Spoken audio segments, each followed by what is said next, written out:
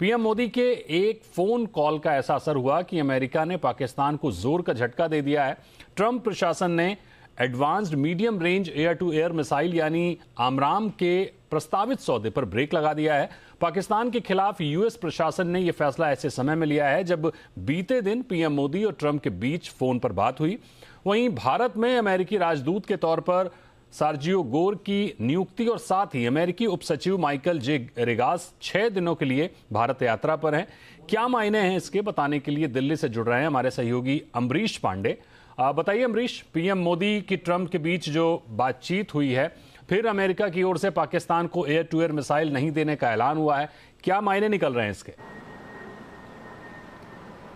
देखिए, अगर हम पिछले 24 घंटे की बात करें तो भारत अमेरिका संबंधों में कई तरह के पॉजिटिव बदलाव देखने को मिले हैं। प्रधानमंत्री मोदी और ट्रंप की बातचीत के बाद से जो उन्होंने सबसे अहम बात कही कि द्विपक्षीय जो वार्ता है, द्विपक्षीय जो ट्रेड के डील को लेकर हम आगे बढ़ रहे हैं, उसको हम और तेज़ी से आगे बढ़ाएंगे और अभी तक की जो प्रोग्रेस है वो बहुत अच्छे तरीके से चल रही है। इसके साथ उन्होंने ये भी कहा कि आगे आने वाले दिनों में हम लगातार इसको लेकर संपर्क में रहेंगे, तो एक पॉजिटिव चीज़ है डील को लेकर। इसके साथ ही हम देखें तो आमराम जो मिसाइल है, जो कि कहा जा रहा था कि अमेरिका सप्लाई करेगा पाकिस्तान को, उसको लेकर जो अमेरिकी दूतावास है उसने खंडन किया, बोला इस तरह की अभी तक कोई इस तरह के किसी प्रस्ताव पर अभी तक कोई विचार नहीं है और ऐसा कुछ भी नहीं है जिसको कि कहा जा सके कि हम इस किसी डील पर हैं। तीसरी और सबसे अहम बात की जो डेजिग्नेट है एम्बेसडर पाकिस्तान भारत में अमेरिका के, वो और उनके साथ जो डेप्यूटी है सिक्योरिटी चीफ, वो भी भारत के दौरे पे हैं और 9 तारीख से लेकर 14 तक वो भारत में रहेंगे। तो ये कहा जा सकता है कि भारत अमेरिका के बीच जो संबंध है उसमें पॉजिटिव तरीके से लगातार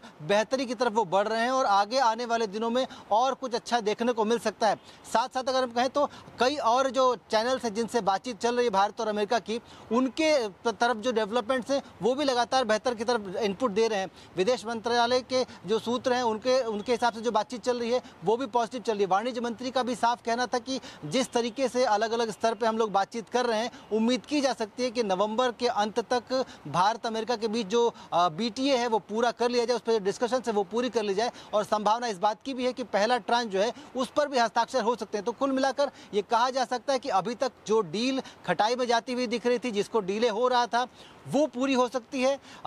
भले ही उसके डीले के पीछे की वजह जो है अमेरिका का शटडाउन हो, लेकिन सब कुछ के बाद भी पॉजिटिव तरीके से भारत और अमेरिका के संबंध आगे बढ़ रहे हैं और जल्द से जल्द हम डील